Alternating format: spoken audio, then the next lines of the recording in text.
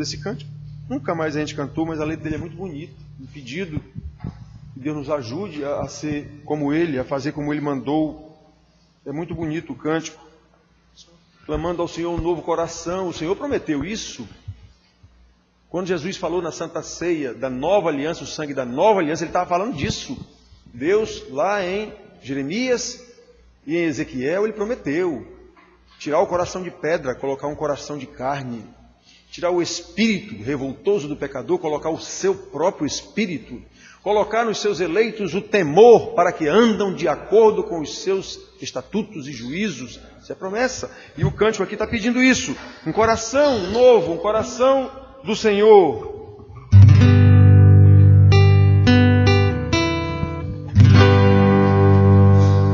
Se tu olhar, Senhor, pra dentro de mim, nada encontras de bom, mas tudo eu tenho que ser transformado. Preciso tanto do teu perdão. Dá-me um novo coração. Dá-me um coração igual ao teu, meu mestre. Dá-me um coração igual ao teu, coração disposto a obedecer, cumprindo o teu querer. Dá-me um coração igual ao teu. Ensina-me, amado meu irmão, a olhar com teus olhos, perdoar com meu perdão. Enche-me com teu Espírito, endireita os meus caminhos. Ó Deus, dá-me um novo coração. Enche-me com teu Espírito, endireita os meus caminhos. Ó Deus, dá-me um novo coração. Dá-me um coração igual ao meu mestre. Dá-me um coração igual ao teu, coração disposto a obedecer, cumprindo o teu querer. Dá-me um coração igual ao teu. Dá-me um coração igual ao teu. Dá-me um coração igual ao teu.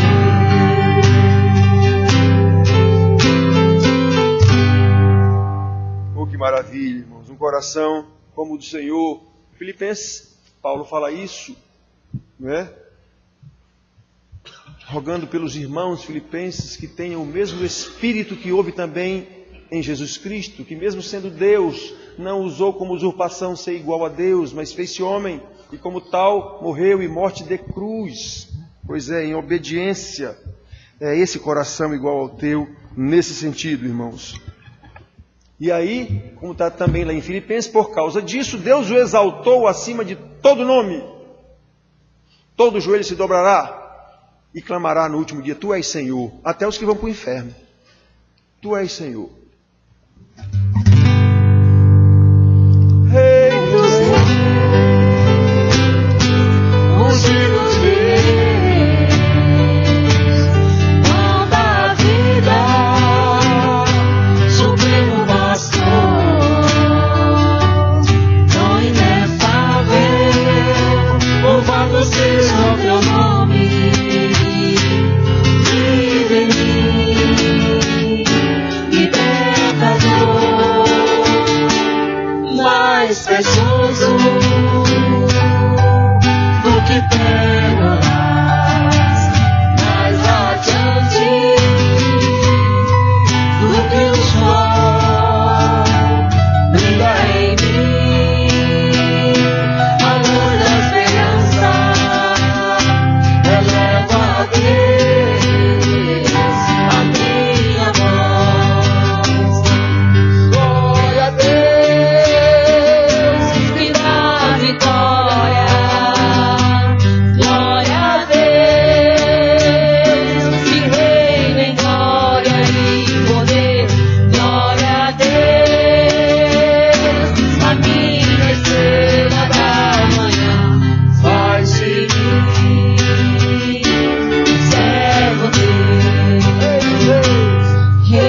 dos seus, fugindo de Deus, toda a vida, supremo pastor, bom inefável, louvado seja teu nome, vive em mim, libertador, mais precioso do que pérola, mais radiante do que o sol, brilha em mim, madura esperança, eleva a Deus a minha voz, glória a Deus que dá vitória, glória a Deus que reina em glória e poder, glória a Deus, a minha estrela da manhã, faz de mim um servo teu, glória a Deus que dá vitória, glória a Deus que reina em glória e poder, glória a Deus, a minha estrela da manhã, faz de mim um servo teu, faz de mim um servo teu, oh, faz de mim um servo teu.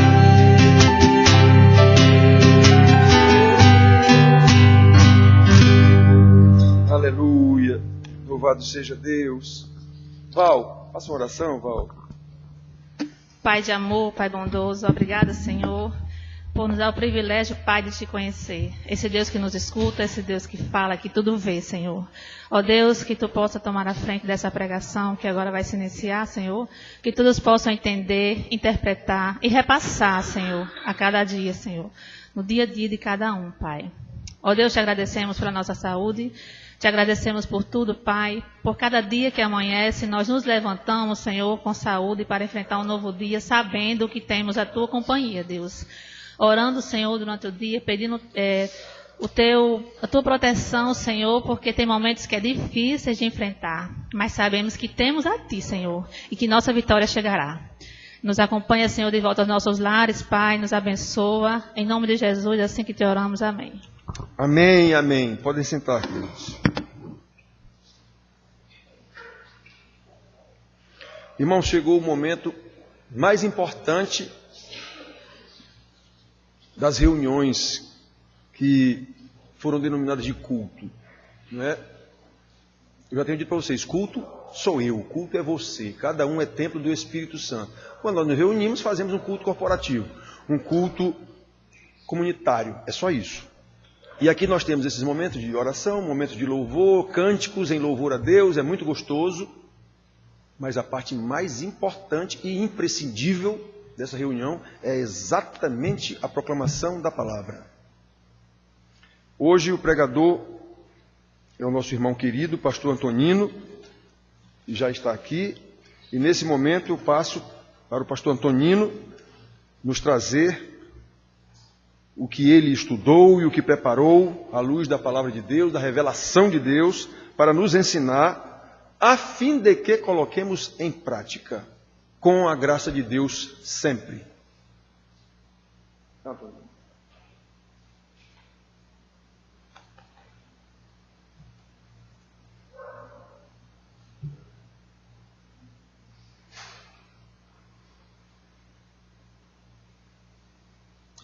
A graça e a paz, amados.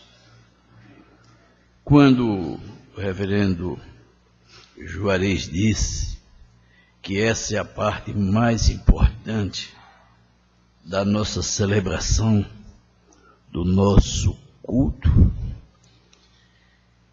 é algo que nos leva a buscar refúgio, a pedir socorro, a pedir ao Senhor que nos esconda atrás da cruz de Cristo, para que o homem que somos nós, com alguma coisa que nós pensamos que sabemos e que na realidade não sabemos, não venha fazer com que apareçamos, quando na realidade importa que nós diminuamos e que o Senhor Jesus Cristo cada vez mais cresça no coração nosso. Esse é o motivo maior da nossa adoração. Estarmos na casa do Senhor, buscarmos a sua face, para que Ele possa interagir conosco, e assim nós saiamos da sua casa mais edificados. A responsabilidade não é pequena, irmãos. Cada vez que nós subimos ao púlpito, a impressão que nós temos é que é pela primeira vez. E é com tremor e é com temor que nós proclamamos a palavra de Deus. Nós gostaríamos apenas de ler um versículo e esperamos que ele seja bastante para que nós possamos formatar em nossa mente o que é o Evangelho de Cristo. E assim é que nós vamos abrir a palavra de Deus em 1 Coríntios, capítulo 6, verso 7.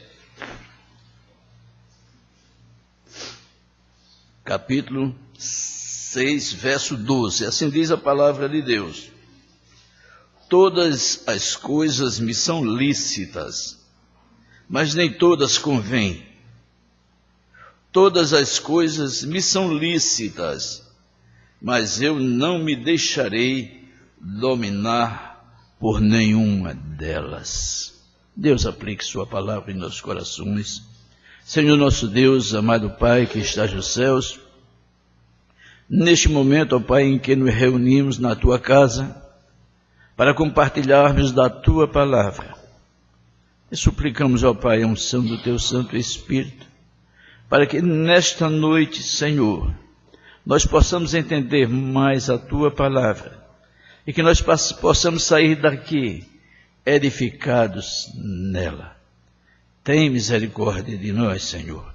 Nós te pedimos e já te agradecemos, no nome do Senhor Jesus. Amém. Amados, nós estávamos a ouvir alguém pregando num veículo de grande circulação. E não há como não ficar sentido ao ouvir e ver como o Evangelho de nosso Senhor Jesus Cristo é tratado, como as pessoas entendem e emitem conceitos sobre o Evangelho do Senhor Jesus Cristo. E alguém lá dizia que apenas Ele detinha a verdade, verdade que Ele usava compartilhar com a mídia. E naquele momento ele começa a dizer algo que não se sustenta à luz da palavra de Deus. E ele termina dizendo que os homens inventam coisas para escravizar os homens. E por incrível que pareça, lá estava a Trindade, que ele não reconhecia e dizia ser invenção de facções, foi a palavra da igreja. Amados, é quando nós começamos a pensar nessa cidade, em Corinto. Corinto é uma cidade que nenhum pastor em bom senso gostaria de pastorear. Corinto era uma cidade perversa, uma cidade totalmente arredia aos princípios do Evangelho. Mas quando nós começamos a ler a carta de Paulo aos Coríntios, nós vamos descobrir que ele faz para aquela igreja uma verdadeira carta de amor. E não podia ser diferente, porque essa é a função do pastor: conduzir a igreja do Senhor, mas dentro dos limites do amor. O Senhor Jesus olha para Pedro e lhe pergunta: Pedro, tu me amas? Pedro diz: sim, Senhor, eu te amo. Jesus retorna: Pedro, tu me amas? Senhor, eu te amo. E Jesus novamente se volta para Pedro e pergunta: Pedro, tu me amas? E Pedro entende o que o Senhor está perguntando e não ousa responder que sim. Mas ele diz: Senhor, tu me conheces, tu me sondas, tu sabes todas as coisas, se eu te amo ou não. O Senhor sabe, eu não preciso dizer. E o Senhor olha para Pedro e diz: Pedro, apacenta as minhas ovelhas. O Senhor estava delegando a Pedro amar essa igreja nos limites do seu coração, defendê-la o quanto fosse possível e dele dependesse. Amados, é o que Paulo está fazendo aqui, quando escreve essa carta a Corinto, no capítulo 1, versos 6 a 12, ele escreve essa carta a Corinto, que não era uma pequena cidade, era uma cidade grandiosa, de uma estrutura colossal, era uma cidade cosmopolita. Corinto tinha mais de 500 mil habitantes, mas infelizmente era o centro do paganismo. Ali havia prostituição, dissolução de costumes e orgia. E Coríntios, amado, ele seguia à risca o modo de viver dos gregos, entregue a todo tipo de filosofia. Para eles nada era pecado, tudo lhes era indiferente. Daí eles usarem essa expressão que Paulo toma emprestados dele: todas as coisas me são lícitas. Para os coríntios, o perverter do coração não contamina o espírito. E era com esse entendimento que viviam os coríntios. Coríntios era uma colônia romana dominada pelo pecado. Na época, talvez ela fosse governada por Júnior Gálio, que era irmão de um dos maiores filósofos, Sêneca, que era mestre de Nero. E Sêneca nascera exatamente na cidade que Paulo nascera. Amados,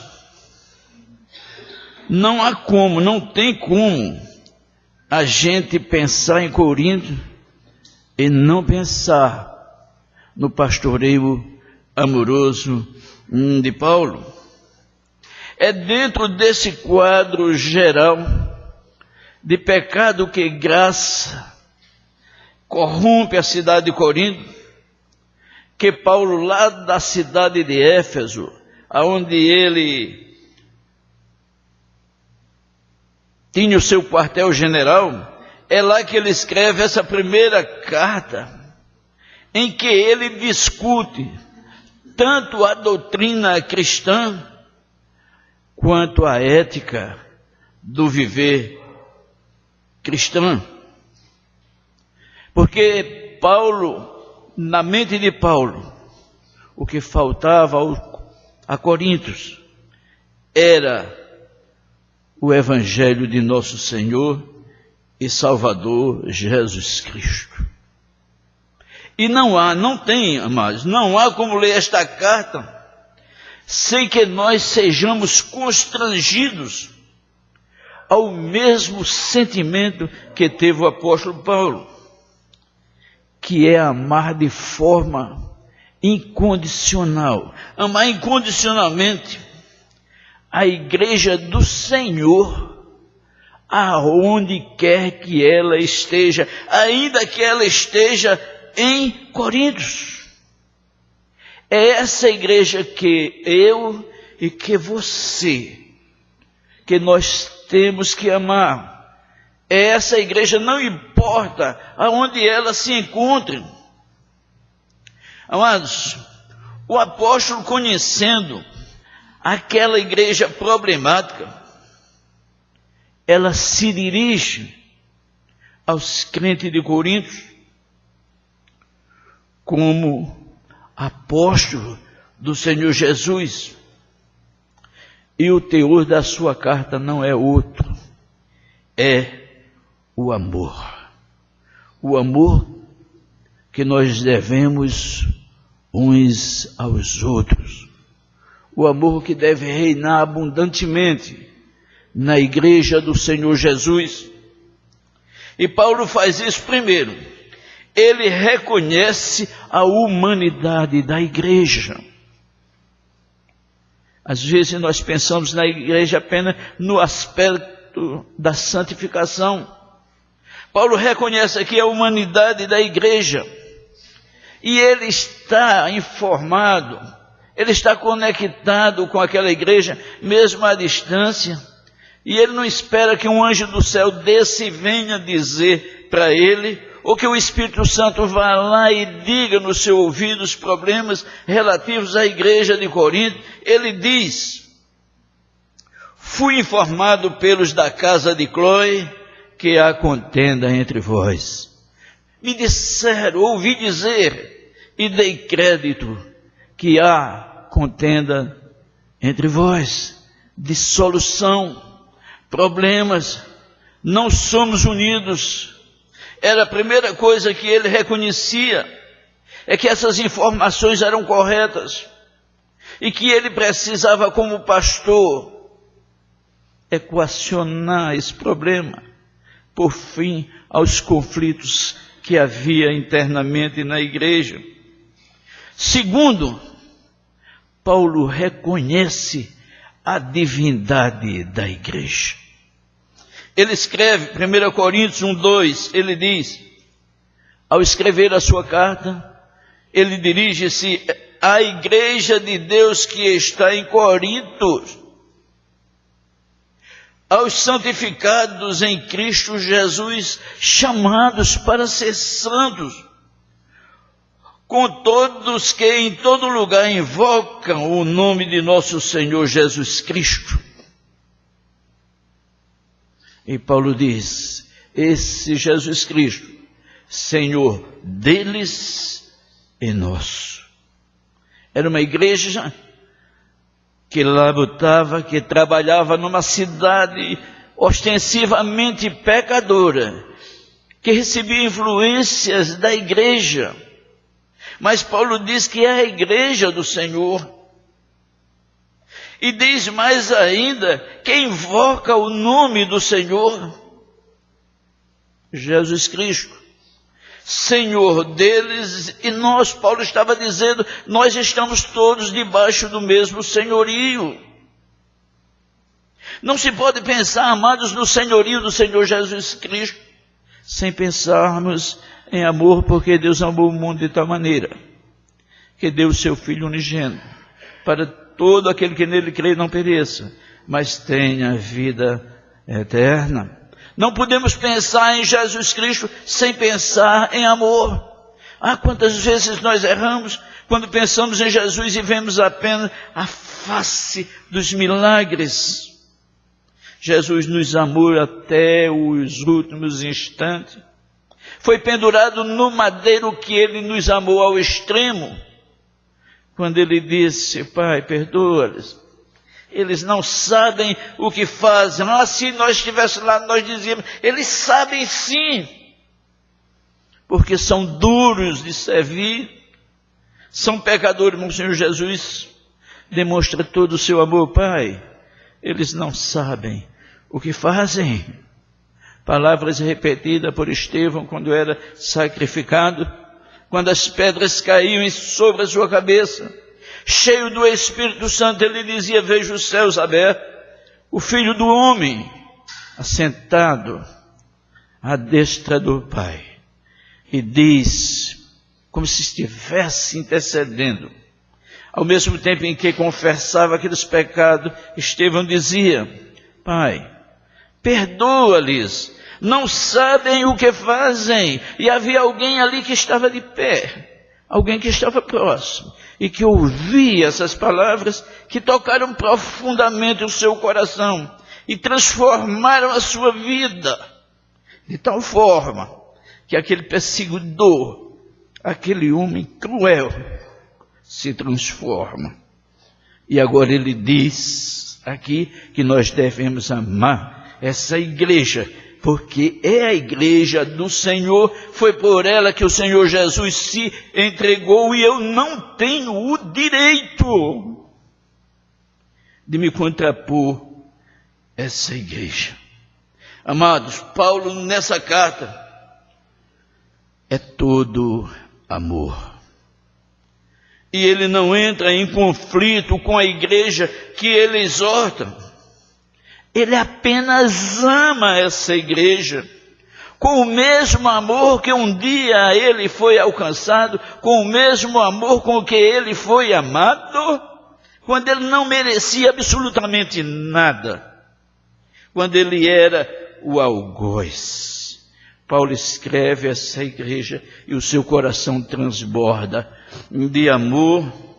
Ele não se exaspera, ele não agride, ele repreende, ele censura o comportamento dessa igreja que ele sabia.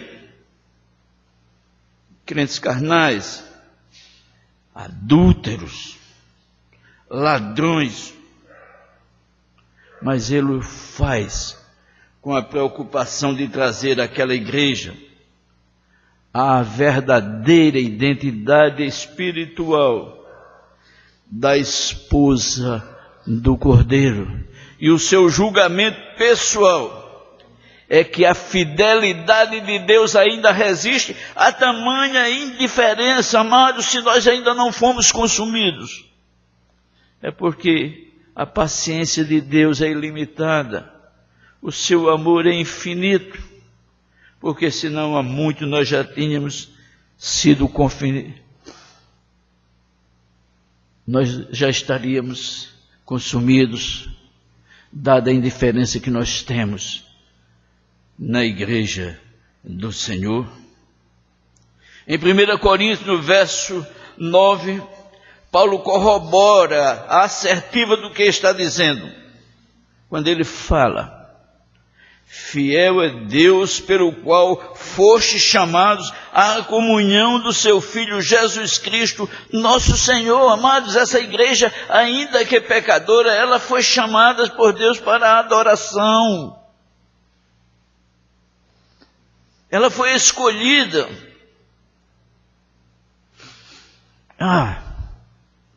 Mas como não ficar fascinado com a atitude, com a argumentação desse pastor?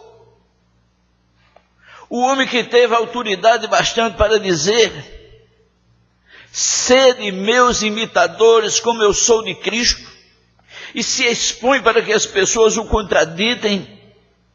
Sede meus imitadores como eu sou de Cristo.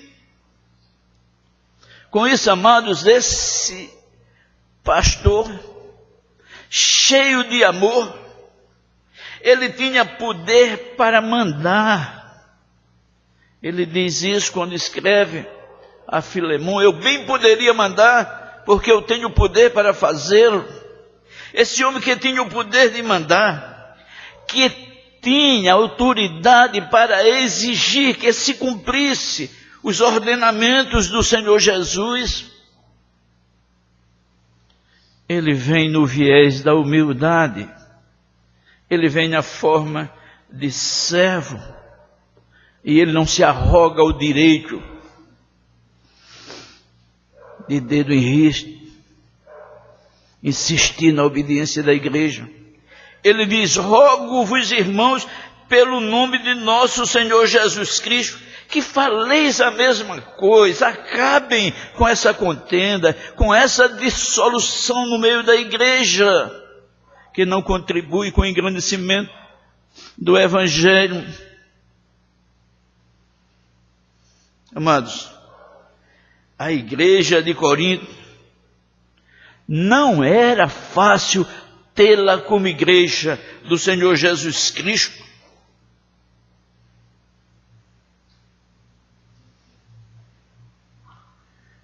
Amados, como encarar uma cidade perversa como campo de atuação do Evangelho de Cristo? Uma coisa que nos chama a atenção é que, mesmo sabendo da vida pregressa dessa igreja que está nessa cidade pecadora, Paulo chorava, Paulo sofria, orava por essa igreja e dava graças por ela. Quantas vezes nós oramos e não agradecemos pela comunidade que nós vivemos? Quantas vezes nós esquecemos que tem irmãos que necessitam das nossas orações e não fazemos?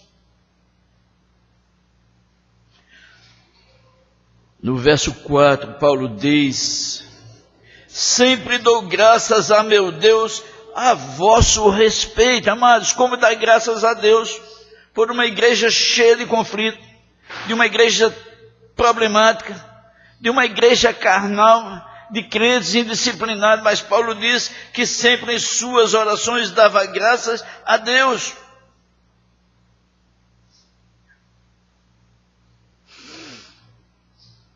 Dou graças a Deus a propósito da sua graça que foi dada em Jesus Cristo. Paulo está dizendo que Jesus Cristo amou aquela igreja como ela era. Graça de como a igreja está no mundo, sem a escravidão dos costumes, nem da ética dissoluta da imoralidade do mundo. A igreja está no mundo, mas que não deve participar da ética do mundo, dos costumes do mundo.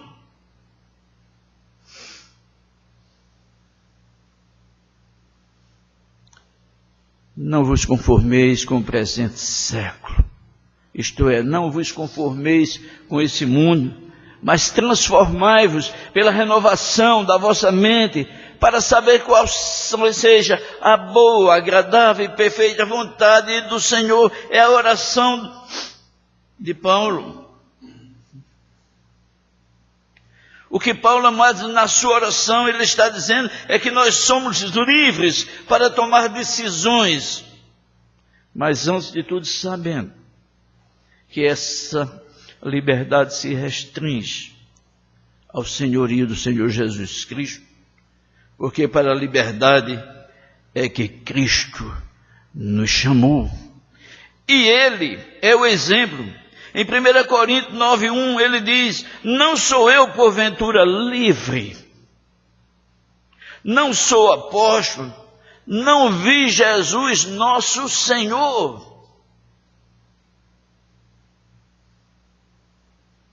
Eu tenho todos os motivos para me orgulhar, diria Paulo, se fosse outro, se ele não estivesse escondido atrás da cruz de Cristo. Eu vi o Senhor, fui o último que vi o Senhor Jesus e por ele eu fui chamado.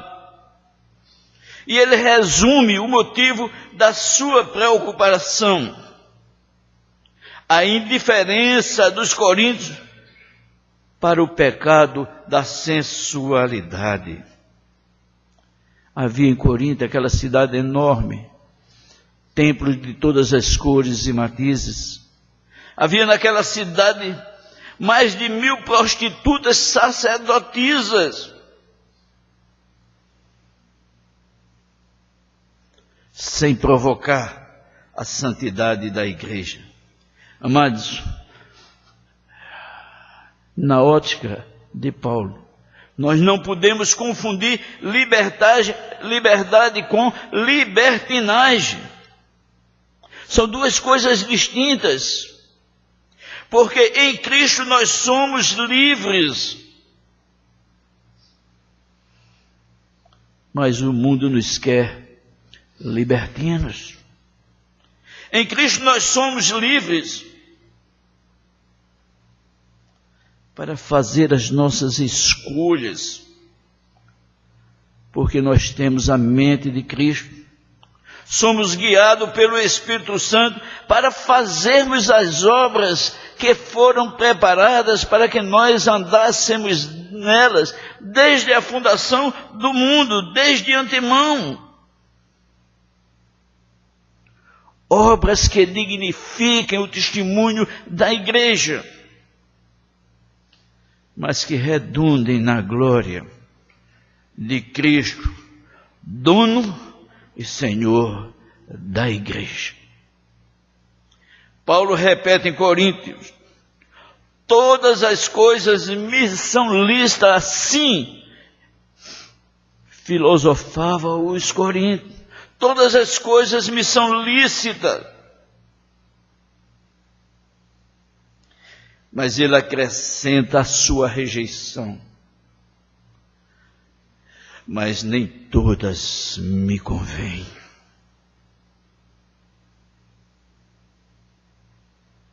Isso nos afeta como igreja. Quando nós passamos a tomar posições, a ter posicionamentos pessoais frente ao pecado, e nós não começamos a reconhecer o pecado à luz da palavra de Deus, mas à sombra da nossa consciência. E nós dizemos: isso não é pecado, porque a minha consciência diz, como se ela fosse o nosso julgador final. Porque a nossa consciência em momento algum diz que pecado é tudo que agride a santidade de Deus, e não aquilo que nós achamos que seja ou não pecado. Porque o nosso coração, diz a palavra de Deus, é assaz, é bastante corrupto, pecador, enganador. Paulo repete: todas as coisas me são lícitas, mas nem todas me convêm.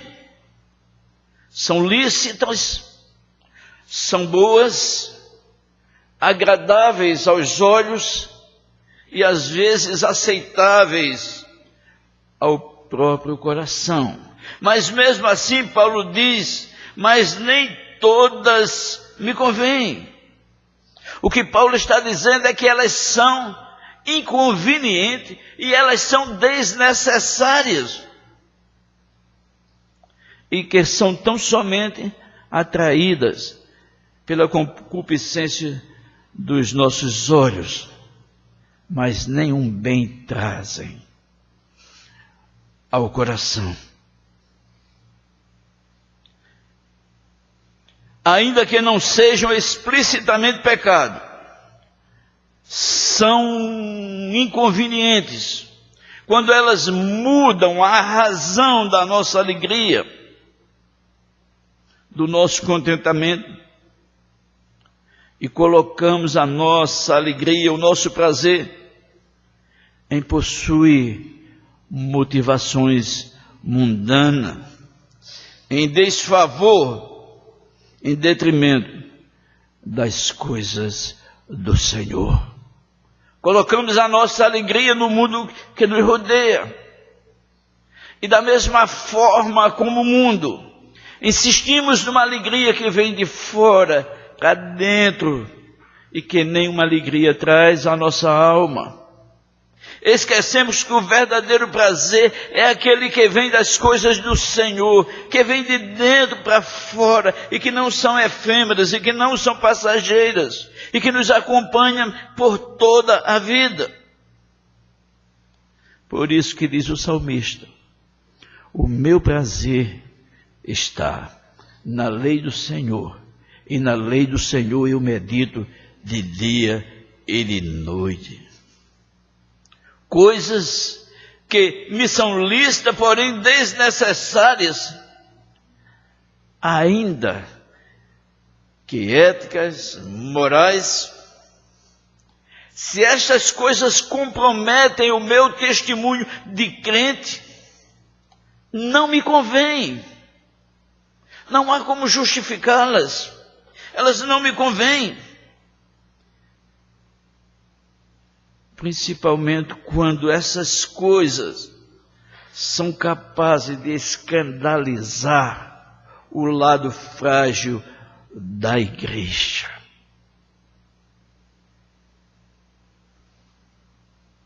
Nem todos são capazes de suportar verdades duras do Evangelho, principalmente se for dito de uma forma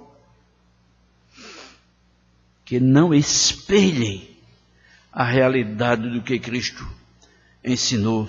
Devem ser rejeitadas a bem da saúde espiritual da igreja. Mas eu fico constrangido com o apóstolo Paulo, porque o foco da sua preocupação é a igreja do Senhor. Em 1 Coríntios 8, verso 9, o apóstolo diz: vede, porém, que esta vossa liberdade não venha de algum modo ser tropeço para os fracos.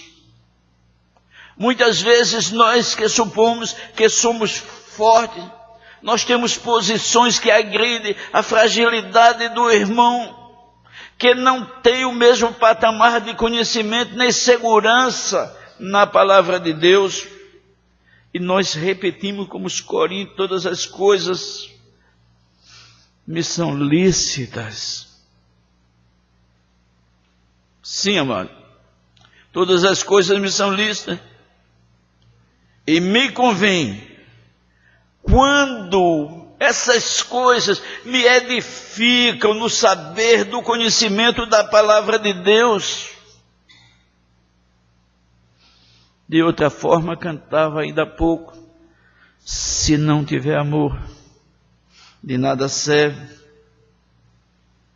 Que abençoe a igreja de nosso Senhor Jesus Cristo.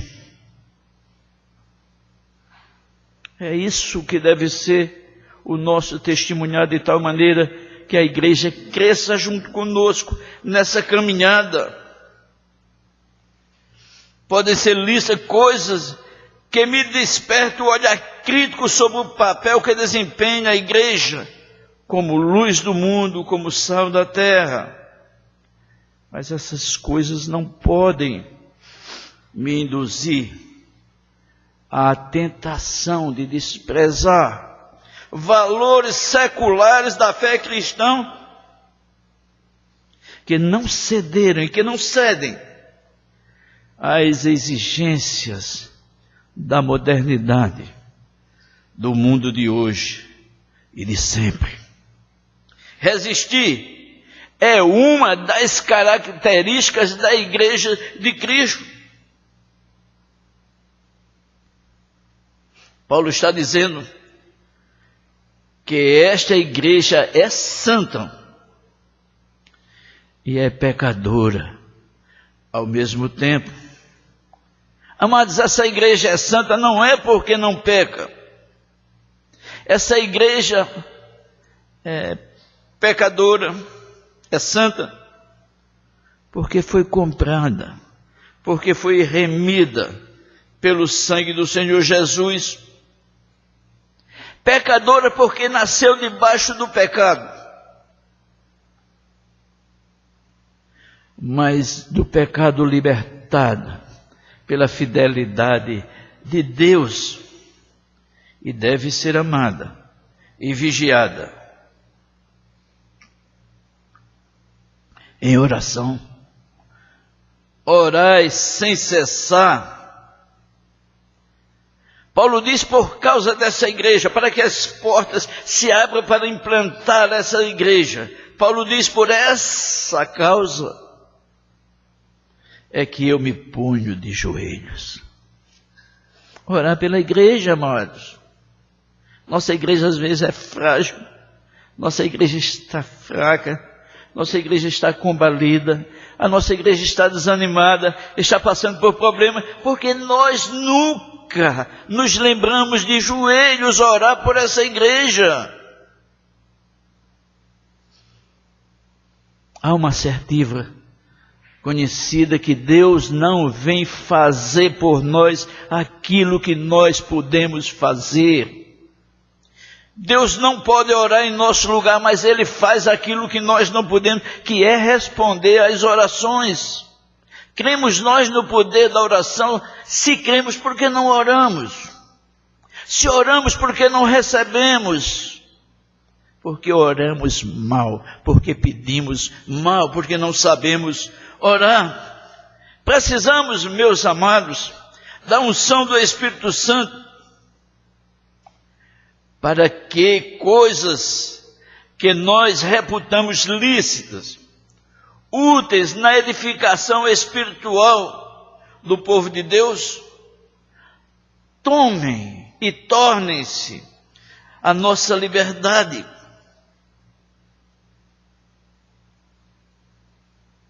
E nos escravizem, e que nos deixe escravo de orelhas furadas ao senhorio do Senhor Jesus Cristo, e que nós possamos de imediatos ter a mesma mente do Senhor Jesus Cristo, e não que essas coisas nos escravizem e nos deixem cada vez mais parecidos com o mundo, e passemos a enxergar a igreja uma assembleia de santos que não pecam e que a qualquer deslize sofrem o rigor da nossa crítica mordaz. Ah, como é fácil falar da igreja do Senhor. Difícil estender a mão a essa igreja que está gritando, que está pedindo socorro. Paulo conclui: mas eu não me deixarei dominar por nenhuma delas. O que Paulo está dizendo, amados, não é que ele é um super-herói, nem um super-crente, porque Paulo tem toda a sua crença, toda a sua fé alicerçada na graça de nosso Senhor e Salvador Jesus Cristo. Não mais vivo eu, mas Cristo vive em mim. Que Paulo está dizendo: jamais em tempo algum eu serei escravo das minhas paixões, justificando, ainda que sejam lícitas, ainda que sejam moralmente aceitas. É quando muitas vezes questionados por algo que nós fazemos que são indevidos, e nós dizemos: por que não fazer? Se todos fazem. Se todas as pessoas fazem a mesma coisa, por que devo eu fazer diferente? Você deve fazer diferente porque foi chamado para fazer diferença. Enquanto eu estou no mundo, diz o Senhor Jesus: eu sou a luz do mundo. Eu sou o sal da terra, mas eu estou indo para o Pai. Vós, eu e você, vós sois o sal da terra, a luz do mundo. E não podemos esconder a luz no alqueire, no velador. A luz tem que ser colocada no lugar onde que todas as pessoas possam enxergar, possam ver. Alguém está vendo a luz de Jesus Cristo que está em nós?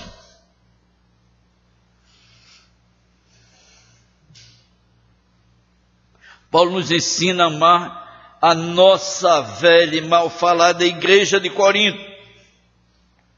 Porque apesar das suas mazelas, apesar dos seus erros e dos seus pecados, diz Paulo, foi por esta igreja miserável, pecadora, que o Senhor amou e por ela se entregou. Quem sou eu para contraditar a imensidão desse amor que não se mede? Deus amou de tal maneira essa igreja que por ela deu o seu Filho. Foi por você e foi por mim que Ele fez isso, amado. E ainda hoje Ele ama. Ele derrama graça e misericórdia sobre ela. Estou chegando ao fim, amados.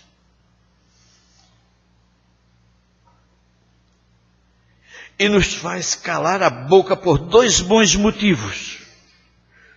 Nos coloca no nosso devido lugar por 2 bons motivos. O primeiro deles, 1 Coríntios 6,3. Não sabeis que havemos de julgar os próprios anjos? Quanto mais as coisas desta vida. Amados, é essa igreja que nós falamos dela. É essa igreja que nós somos bastante agressiva em nossas críticas, que vai ajudar a julgar o mundo e que não vai ser julgada pelo mundo. E o que é melhor? Estamos falando, estou dizendo, eu estou me referindo a essa igreja. Não gosto da forma como ela age, e eu estou falando dessa igreja. Mas diz a palavra de Deus, quem intentará acusação contra os eleitos de Deus? É Deus quem o justifica. Não tenho a menor autoridade de falar dessa igreja, amados. Eu não tenho. Não fui eu que morreu em seu lugar. Não é a mim que você vai dar contas, você vai prestar contas a Deus naquele grande e terrível dia.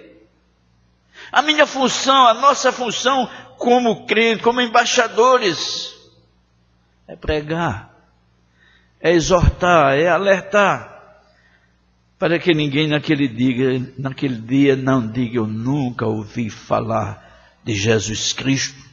Isaías está no templo, e quando é confrontado pela presença de Deus, que ele diz, quem dará crédito à nossa pregação, como se fosse do homem o poder do convencimento? O Senhor diz, a minha palavra não voltará vazia.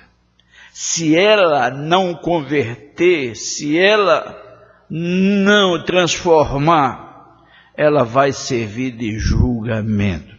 Vai servir para a nossa, para a minha e para a sua condenação. O segundo motivo é como se nós viéssemos na estrada e tivesse uma placa que dissesse, olhe com amor, pare com sabedoria, aí,